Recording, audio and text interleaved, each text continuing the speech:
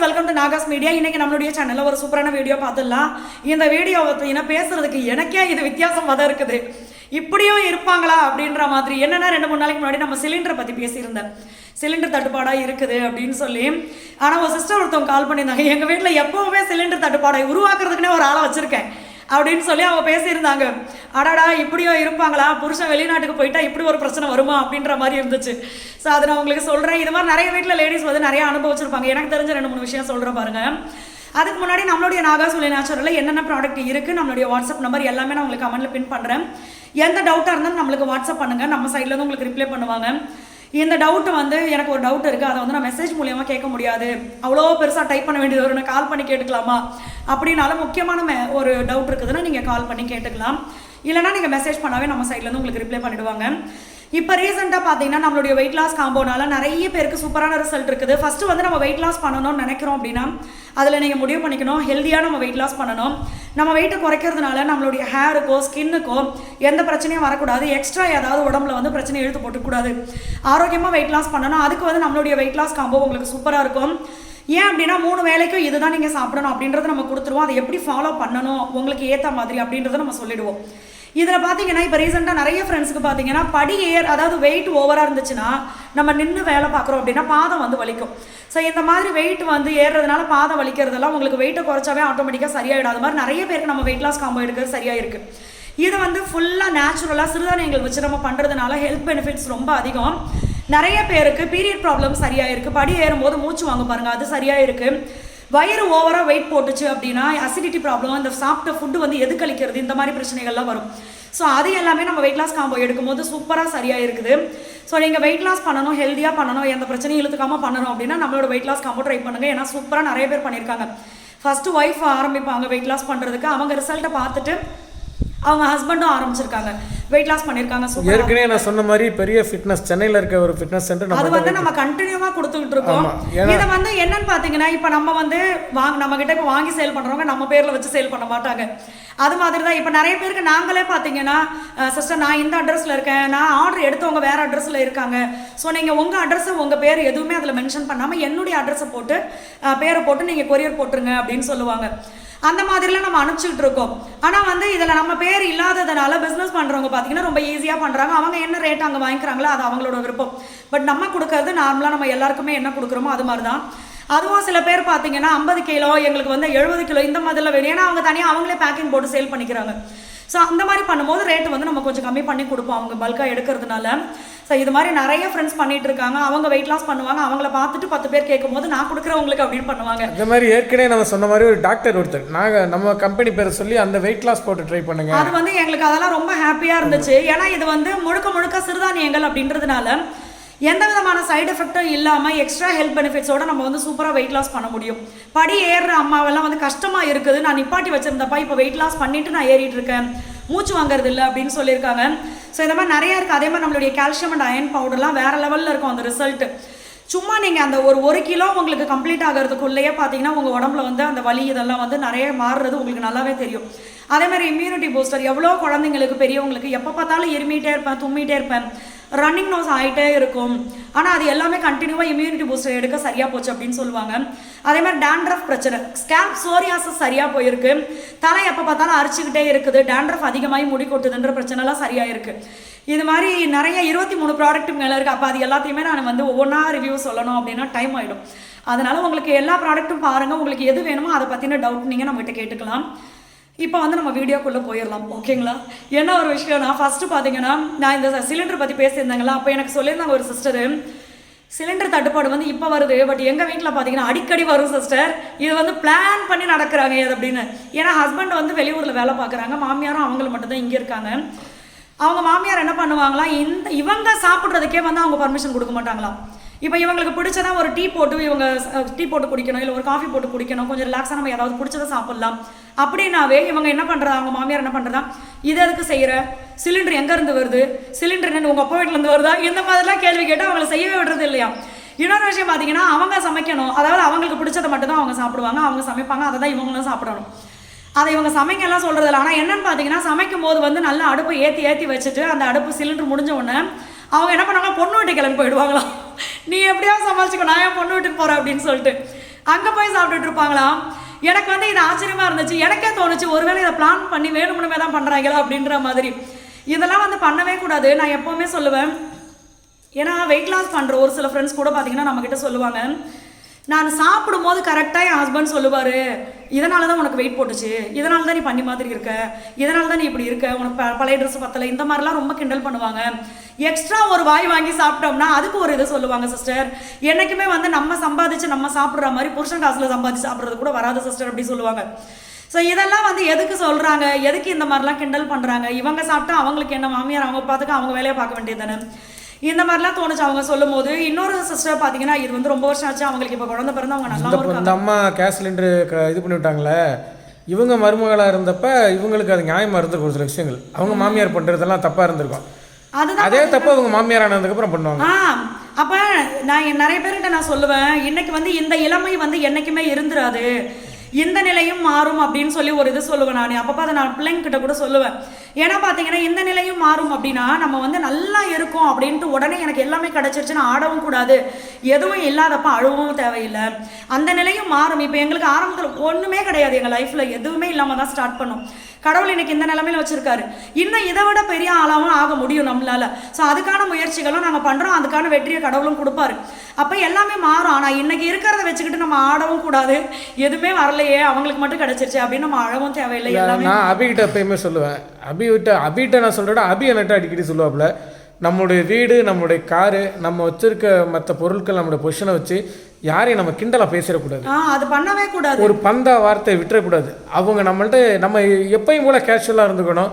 அவங்க மற்றவங்க வந்து நினைக்கிறப்ப வந்து ஓகே இவங்கள்ட்ட எல்லாமே இருக்கானா ஒரு சின்ன வார்த்தை கூட பந்தா விடாமல் ரொம்ப கேஷுவலாக இருக்காங்க. பார்த்தீங்கன்னா யாரையுமே வந்து நம்ம அந்த சொல்லி மனசை கஷ்டப்படுத்தவும் கூடாது. எல்லாருமே நம்மளுக்கு தேவை, அதுதான் நான் நினைப்பேன். எல்லாருமே நம்மளுக்கு தேவை. ஏன்னா நிறைய பார்த்தீங்களா இந்த இயற்கை சீற்றங்கள்லாம் வரும்போது பார்த்தீங்கன்னா எவ்வளவோ கோடி கணக்கில் வச்சிருக்கிறவங்க கூட நிறைய விஷயங்களுக்கு கஷ்டப்பட்டாங்க. இன்னொருத்தருடைய உதவி கிடைக்கல. இப்போ சிலிண்டர் பிரச்சனையே எடுத்துங்க, அவன் நாயா போய் அடைஞ்சிட்டு இருக்காங்க. பெட்ரோல் இல்லைன்னு சொன்னோன்னா பெட்ரோல் பங்க்ல இருந்து 3 நாள் ஸ்டோரேஜ் அடிச்சு நவுத்திட்டு போயிட்டாங்க. எனக்கு பெட்ரோல் கிடைக்கல, இன்னைக்கு போறேன் பெட்ரோல் பங்களா பெட்ரோல் ஃபுல்லா இருக்கா, 2 டிஎஸ் விட்டு அப்படியே நிற்கிறாங்க. அதனால வந்து எப்பவுமே பார்த்தீங்கன்னா நம்ம வந்து அந்த நேரத்துக்கு இருக்கிற விஷயங்களை வச்சு நம்ம வருத்தப்படவே கூடாது, ஆடவும் கூடாது. இதை நான் வந்து சொல்லுவேன். இன்னொரு சிஸ்டருக்கு பார்த்தீங்கன்னா அவங்க சொல்லும் போது எனக்கு வருத்தமாக இருந்து, இப்போ வந்து குழந்தை பிறந்து அவங்க நல்லா இருக்காங்க. அப்போ பார்த்தீங்கன்னா அவங்களுடைய ஹஸ்பண்டும் வந்து வெளிநாட்டில் இருக்காங்க, அவங்க லவ் மேரேஜ், அவங்களுடைய ஹஸ்பண்டும் வெளிநாட்டில் இருக்காங்க, அவங்க மாமியார் கூட அவங்க இங்கே இருந்தாங்க. முதல் குழந்தை அவங்களுக்கு பிறந்து பார்த்தீங்கன்னா கொஞ்ச நாளில் வந்து அந்த குழந்தை இறந்துருச்சு.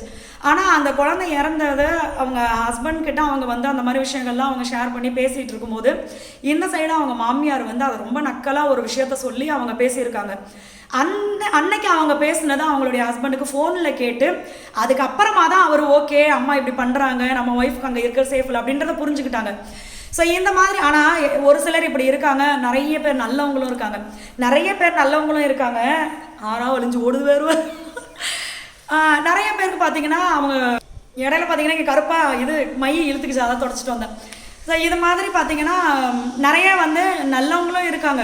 இப்போ ஒரு சிலர்லாம் பார்த்தீங்கன்னா இப்போ கல்யாணம் ஆனதுக்கப்புறம் வந்து கல்யாணத்துக்கு முன்னாடி விட இப்போ ரொம்ப ஹாப்பியாக இருக்கேன், ஃப்ரீடமாக இருக்கேன் அப்படின்னு சொல்லுவாங்க. ஒரு சிலருக்கு பார்த்தீங்கன்னா இந்த மாதிரி எதுக்கிட்டையாவது மாட்டிக்கிட்டு ஈடுபட வேண்டியதாக இருக்குது. அதனால் பார்த்தீங்கன்னா நானே வந்து நிறைய ஃப்ரெண்ட்ஸுக்கிட்ட சொல்கிறது, அமைஞ்சா சந்தோஷம், அமையலையா இன்னும் சந்தோஷம், ஹாப்பியாக இருந்துக்காங்க. அவங்க முன்னாடி நம்மளை கஷ்டப்படுத்தணும்னு நினைக்கிறவங்க முன்னாடி உங்களுடைய நேரத்தை ஃபஸ்ட்டு அவங்க முன்னாடி உட்காந்து ஸ்பெண்ட் பண்ணாதீங்க அப்படின்றது தான் நான் சொல்லுவேன். ஏன்னா சில பேருக்கு பார்த்தீங்கன்னா நீங்கள் வீட்டில் மருமகள் வந்து வீட்டில் எல்லா வேலையும் பார்த்து வச்சுருப்பாங்க, அப்போ தான் போய் அக்கடான்னு உட்காருவாங்க. இது வந்து இவங்க கண்ணுக்கு உறுத்த ஆரம்பிச்சிடும், போய் எனக்கு அது கொண்டு வா இது கொண்டு வா, நம்மளுக்கு உள்ள பகன்னு எரியும். இருந்தாலும் நம்மளுக்கு அது பார்த்தீங்கன்னா தலையெழுத்தேன்னு போய் செய்கிற மாதிரி இருக்கும். அதனால் வந்து ஒவ்வொரு சூழ்நிலையும் புரிஞ்சுக்கணும். இன்றைக்கி நம்ம மருமகள், நாளைக்கு நம்ம மாமியார், நம்மளுக்கும் மருமகள் வரும். அந்த நேரத்தில் நம்ம வந்து எப்படி இருக்கணும் அப்படின்றத நம்ம இப்பயே மைண்ட் செட் பண்ணி வச்சுக்கணும். அதை விட்டு நம்மளும் பார்த்தீங்கன்னா நான் மட்டும் அன்றைக்கி அனுபவித்தேன் அதே மாதிரி இவன் அனுபவிக்கிட்டோம் அப்படின்னு நம்ம செய்யப்படாது. ஏன்னா நம்மளுக்கு எப்படி வலிக்குமோ வர்றவங்களுக்கும் அப்படி தான் வலிக்கும். ஸோ அதனால் அதே மாதிரி பார்த்தீங்கன்னா இந்த பெட்ரோல் மேட்டர் சொன்னார். நாங்கள் பார்த்தீங்கன்னா அவசரமாக போய் அன்றைக்கி கொஞ்சம் பெட்ரோல் வாங்கிட்டு வந்து வச்சோம். ஆனால் கொஞ்ச நேரம் ஒரு அரை மணி நேரம் 1 மணி நேரம் பார்த்தீங்கன்னா பெட்ரோல் பங்கு மூடிட்டாங்க, பெட்ரோல் காலி ஆயிடுச்சுன்னு. மனசுக்குள்ளே பார்த்தீங்கன்னா ஒரே சந்தோஷம், பெட்ரோல் காலி ஆயிடுச்சா, நல்ல வேலை நம்ம வாங்கி வச்சிட்டோம். இதெல்லாம் மனித இயல்பு, நிறைய பேருக்கு அப்படி இருக்கும். அதுக்கப்புறம் பார்த்தீங்கன்னா நைட்டை திறந்து பெட்ரோல் வந்துருச்சு. என்னடா வந்துருச்சு, நம்ம தான் அவசரப்பட்டு வாங்கி வச்சிட்டோம் போல இருக்கே அப்படின்னு நினச்சிட்டு இருந்தோம். நிறைய பேரோட நிலைமை அதுதான். நிறைய பேர், ஏகப்பட்ட பேர் பார்த்தீங்கன்னா பெரிய பெரிய கேன் ஒருத்தர் 1 லிட்டர் 2 அந்த டிவியில் தான் பார்க்கணும், சின்டாக்ஸ் டேங்க்ல எல்லாம் பிடிச்சி கொண்டு வச்சிருக்காங்க. அது மாதிரிலாம் வாங்கி ஆனால் பெட்ரோல் தட்டுப்பாடு இல்லாமல் கரெக்டாக கிடச்சிக்கிட்டு இருக்குது. ஸோ இது வந்து எதுக்கு நான் இந்த விஷயத்தையே ஃபஸ்ட்டு பேசினேன் அப்படின்னா, இப்போ நம்ம வீடியோ வந்து எல்லாருமே பார்க்குறாங்க. அப்போ என்கிட்ட நிறைய ஃப்ரெண்ட்ஸ் சொல்கிறது வந்து நான் செய்கிறது வந்து கரெக்டுன்னு தான் நான் நினச்சிக்கிட்டு இருந்தேன், எனக்கு அது திருப்தியை கொடுத்துச்சு. ஆனால் உங்கள் வீடியோவை பார்க்கும்போது தான் ஓ நம்மளும் இதை செய்கிறோம்ல, இதுவும் ஒரு வகையில் தப்பு தானே. இன்னொரு விஷயம் நான் சொல்லணும், இது என்னென்னா இந்த தப்பு பண்ணிக்கிட்டே இருக்கவங்க பொய் சொல்லிக்கிட்டே இருக்காங்க பாரு, அவங்களுக்கு வந்து என்னென்னா அந்த தப்பு பண்ணி அவங்க பண்ணுற தப்பு அவங்க நியாயமாகி போயிடும். ஒரு 10 பேர் நீ பண்ணுற தப்பு இது வந்து தப்பு, இதை செய்யாதா அப்படின்னாக்கா அவன் என்ன பண்ணுவானாக்கா, இல்லை அதெல்லாம் கிடையாது, நான் செய்கிறது தான் கரெக்டு அப்படின்னு சொல்லி அதே தப்பை திருப்பி செய்கிற ஆளுங்க இருக்காங்க. அந்த தப்பை அப்ரிசியேட் பண்ணுறது அந்த குடும்பத்திலே ஆளுநர் இருக்காங்க. நிறைய பேர் பார்த்துருக்கோம், நாங்கள் நிறைய பார்த்துருக்கோம். அது வந்து நான் ஒரு விஷயம் சொல்லணும், நம்மளுக்கு வந்து அன்னைக்கு நம்மளுடைய நிலைமை வந்து வேறு மாதிரி இருக்கலாம். நம்மளுக்கு வந்து ஒரு 100 ரூபாய்க்கு கூட கஷ்டமாக இருக்கலாம். நான் அதெல்லாம் நான் நிறைய ஷேர் பண்ணியிருக்கேன் எங்களோட லைஃப்பை. என்கிட்ட நான் வெளியில் போகும்போதே கேட்டிருக்காங்க என்கிட்ட, இன்னைக்கு வந்து நீங்கள் சூப்பராக இருக்கீங்க, ஆனால் முன்னாடி நடந்தது எல்லாத்தையுமே நீங்கள் எப்படி சிஸ்டர் தைரியமாக வெளியில் சொல்கிறீங்க. சில பேர் அதை சொல்லவே மாட்டாங்க, நான் அப்படி கஷ்டப்பட்டு தான் வந்தேன், இப்படி கஷ்டப்பட்டு சொல்லவே மாட்டாங்க. சில பேர் நம்மளை நக்கல் பண்ணுவாங்க, அது பண்ணுவாங்க, இது பண்ணுவாங்க. இப்போ நீங்கள் எப்படி சொல்கிறீங்க அப்படின்னு. எனக்கு என்னென்னா, நாங்கள் ரொம்ப கஷ்டப்படும் போது எங்களுக்கு வந்து அவ்வளோவா சொல்ல கிடையாது யாருமே. நிறைய நாட்கள் வந்து நாங்கள் வேலை இல்லை, அது இல்லை, இது இல்லைன்னா அழுதுகிட்டே வந்து அந்த நாளெல்லாம் ஓட்டியிருக்கோம். நான் ஒரு பக்கம் அழுதுன்னு கிடப்பேன், இவன் ஒரு பக்கம் உட்காந்து ஃபீல் பண்ணுவான். அழுவது வெளியில் தெரியாத ஆண்கள், ஆனால் அவங்க உள்ளுக்குள்ள அழுதுன்னு தான் இருப்பாங்க, எதனா ஒரு கவலை அப்படின்னா. ஸோ இந்த மாதிரிலாம் எங்களுடைய நாட்கள் ஓடி இருக்குது. ஒரு சிலர் பார்த்தீங்கன்னா எங்களுக்கு அன்றைக்கி கடவுளாக அனுப்பிச்சி வச்ச மாதிரி ஆறுமுகம் அண்ணா பற்றிலாம் சொல்லியிருக்கேன். அவங்க வந்து எங்களுக்கு அட்வைஸ் பண்ணுவாங்க, இந்த நிலையம் மாறும், கவலைப்படாதீங்க அப்படின்னு சொல்லிட்டு. பட் நிறைய பேர் அப்படி கிடையாது. இப்போ நான் அதை சொல்லும்போது பார்த்தீங்கன்னா சத்தியமாக சொல்கிறேன், அவ்வளோ ஃப்ரெண்ட்ஸ் எங்களுக்கு சொல்லியிருக்காங்க, நீங்கள் சொல்லும்போது ரொம்ப மோட்டிவேஷனாக இருக்குது, நம்மளுடைய பிரச்சனையும் சரியாகும், நம்மளும் நல்லா வரலான்னு எங்களுக்கு தோணுது, அதனால் அந்த நேரம் எனக்கு மனசு ரொம்ப ஃப்ரெஷ் ஆகிடுது அப்படின்னு சொல்லி. அதனால் நான் எல்லாத்தையுமே சொல்லுவேன். இதுதான் நான் உங்களுக்கும் சொல்கிறேன். இப்போ நம்மளுக்கு வந்து பல பிரச்சனைகள் இருக்கலாம், இன்றைக்கி அது வேணால் நம்மளுக்கு கவலையாக கஷ்டமாக தோணலாம். கண்டிப்பாக அது வந்து ஃப்யூச்சரில் மாறும். நைட்டுன்னு வந்துச்சுன்னா பகல் ஒன்று வரதானே செய்யும். அதை நான் எப்போவுமே நான் யோசிப்பேன். எனக்கே எதனா உடம்புல எனக்கு ஒரு பிரச்சனை வருதுன்னா நான் ஒரு விஷயம் யோசிப்பேன், எப்படியோ இது சரியாக போயிடும் நம்மளுக்கு தெரியும், ஆனால் இதை வச்சு ஏன் நான் புலம்பிட்டு உட்காந்துருக்கணும் அப்படின்றது தான் எனக்கு தோணும். அதனால் அதை சரி பண்ணுறதுக்கான வழி நம்ம பார்க்கணுமே தவிர நம்ம வந்து அதை நினச்சி உட்காந்து புலம்பிட்டுலாம் கிடக்கூடாது. இருக்கிறதும் நம்மளுக்கு மைண்ட் அப்செட் ஆகிடும், வேலை பார்க்க முடியாது. ஒன்று. இன்னொன்று வந்து எவ்வளவு கஷ்டம் வந்துனாலுமே, என்ன கஷ்டம் வந்துச்சுனாலுமே நம்மளுடைய நேர்மை அப்படின்றது என்றைக்குமே மாறக்கூடாது. அதாவது ஏன்னா ஒரு சிலருக்கு பார்த்தீங்கன்னா குடும்பத்தில் நிறைய பிரச்சனைகள் இருக்கும்போது சூழ்நிலை காரணமாக அவங்க நல்லவங்களாக தான் இருப்பாங்க. பட் சூழ்நிலை காரணமாக பார்த்தீங்கன்னா அவங்க வந்து வேறு வழியில் போகிறதுக்கோ இல்லை வந்து பணம் வேணும் நம்மளுக்கு, சரி ஓகே ரொம்ப பிரச்சனையாக இருக்குது, சமாளிக்கிறதுக்கு என்னென்னாவது பண்ணி நம்ம சம்பாதிச்சுக்கலாம் அப்படின்ற ஒரு மைண்ட் செட்லாம் வந்து ரொம்ப கஷ்டத்தில் இருக்கிறவங்களுக்கு. பட் அந்த மைண்ட் செட் என்றைக்குமே வேண்டாம். நீங்கள் கடவுளையோ இல்லை உங்களுக்கு எதோ நீங்கள் நம்புறீங்களோ, உங்கள் மேலே உங்களுக்கு நம்பிக்கை இருந்தாலும் அப்படியே அமைதியாக உட்காந்து மெடிடேஷன் பண்ணுங்கள். நீங்கள் கற்பனை பண்ணுங்கள், அப்பா நம்ம பிரச்சனை எல்லாமே சரியாக போச்சு, நம்ம நல்லா இருக்கும் அப்படின்றத கற்பனை மட்டும் பண்ணுங்கள். ஏன்னா இன்னைக்கு கஷ்டமாக இருக்குதுன்னு சொல்லி நம்ம வந்து எப்படி வேணாலும் சம்பாதிச்சுக்கலாம் அப்படின்னு நம்ம போயிட்டோம் அப்படின்னா சம்பாதிச்சதுக்கப்புறம் பல பிரச்சனைகள் நம்மளை தேடி வரும், அதை நம்மளால் சமாளிக்க முடியாது. பணமே இருந்தாலும் சமாளிக்க முடியாது, பேர் கெட்டு போச்சுன்னா போனது தான். அதனால் வந்து இன்னைக்கு எனக்கு 500 ரூபா தேவையா, ஆனால் என் கையில் 50 ரூபா தான் இருக்கா, எனக்கு அது போதும், அந்த 50வது இருக்கே அப்படின்னு நினச்சிக்கோங்க. அதை கொஞ்சம் கொஞ்சமாக நம்ம வந்து அடுத்தடுத்து நம்மளுக்கு வேண்டியது கிடைக்கும். ஆனால் எதாக இருந்தாலும் எனக்கு இன்ஸ்டண்ட்டாக இன்றைக்கே எனக்கு வேணும் அப்படின்னு நம்ம ஆர்வப்பட்டு அவசரப்பட்டு ஏதாவது நம்ம இறங்கணும் அப்படின்னா ஃப்யூச்சரில் எல்லாமே இருக்கும், ஆனால் நிம்மதி இருக்காது. ஸோ அதனால் அதை மட்டும் பார்த்து இருந்துக்கங்க. காசு கம்மியாக இருக்குது, உழைப்பு நேர்மையாக இருக்கணும், கஷ்டப்பட்டு உழைச்சி சம்பாதிச்சுக்கிறேன், எனக்கு 1000 வந்துருச்சு அப்படின்னா அது வேறு. ஆமாம், திருட்டுத்தனம் முள்ளமாரித்தனம் அடுத்தவங்க சாட்டை போகிறது நம்மளுக்கு வேண்டாம். அதுதான் எந்த ஒரு தேவையில்லாத வழிகளில் வர்ற பணமும் நம்மளுக்கு வேண்டாம். ஒன்று. இன்னொன்று, தேவையில்லாத வழிகளில் யாரோ ஒருத்தவங்க சம்பாதிச்சுக்கிட்டு இருப்பாங்க, அவங்க கூட நம்ம போய் அவங்க கிட்ட நம்ம பேசிக்கிட்டு அவங்க கிட்ட ஃப்ரெண்ட்லியாக இருந்தால் அவங்க நம்மளுக்கு ஏதாவது பண்ணுவாங்க அப்படின்னா அவங்க எந்த வழியில் சம்பாதிச்சு அந்த பணம் நம்மளுக்கு வந்துச்சோ அதையே நம்மளுக்கு திருப்பி பண்ண மாட்டாங்கன்னு என்ன நிச்சயம்? புரியுதுங்களா உங்களுக்கு? அவன் ஏதோ ஒரு ஃப்ராடத்தனம் பண்ணி தான் அந்த பணம் வந்துச்சுன்னா அவங்ககிட்ட போய் நம்ம வாங்கினா அதே ஃப்ராடத்தனத்தை நம்ம கிட்ட காட்ட மாட்டாங்கன்னு என்ன நிச்சயம்? அதை விட கேவலமான செயல் எதுவுமே. அதனால பார்த்தீங்கன்னா நான் எதுக்கு இதெல்லாம் நான் சொல்கிறேன்னா, நான் வந்து நிறைய கால் அட்டன் பண்ணுறேன். மகி பேசிட்டு அக்கா கிட்ட நான் பேசியே ஆகணும் அப்படின்னு சொல்லிலாம் ஒரு சில ஃப்ரெண்ட்ஸ் என்கிட்ட பேசுவாங்க. எனக்கு பார்த்தீங்கன்னா நான் ரொம்ப நாளாக நான் ஃபோனே அதிகமாக பேசுகிறதே கிடையாது. ஏன்னா இந்த பாட்டு பாடுறது செய்கிறதுனால எனக்கே பார்த்தீங்கன்னா இப்போ ரீசெண்டாக டாக்டரை பார்த்தப்போ அவங்க என்ன சொல்லிட்டாங்கன்னா, பாட்டு பாடணும்னு நினைக்கிறீங்கன்னா ரொம்ப அதிகமாக பேசாதீங்க, தொண்டைக்கு மேக்ஸிமம் ரெஸ்ட் கொடுங்க, அப்போ தான் உங்களால் இது பாட்டு பாட முடியும் அப்படின்னு சொன்னதுனால அதிகமாக பேசுறது இல்லை. இப்போ வீடியோலேயே ரொம்ப நாள் கழிச்சு பேசுகிறேன் பாருங்க கத்தி. அதனால் இதுக்கு தான் சொல்கிறேன். என்கிட்ட நிறைய ஃப்ரெண்ட்ஸ் ஷேர் பண்ணுறாங்க, சிஸ்டர் என்கிட்ட இருக்கிற பிரச்சனைக்கெல்லாம் எப்படியாவது எனக்கு பணம் வந்தால் மட்டும் போதும் அப்படின்னு தோணுது மனசு பல நேரத்தில். ஆனாலும் நான் கடவுளை கும்பிட்டுட்டு கம்முன்னு இருக்கேன் அப்படின்னு சொல்லுவாங்க. அப்போ இதை வந்து நம்ம வீடியோவாக சொல்கிறது நிறைய பேருக்கு கண்டிப்பாக அது யூஸ்ஃபுல்லாக இருக்கும் அப்படின்றதுனால தான் சொல்கிறேன். பணம் அப்படின்றது கண்டிப்பாக நம்மளுக்கு கடவுள் தேவையான அளவு கொடுத்துக்கிட்டு இருப்பார்.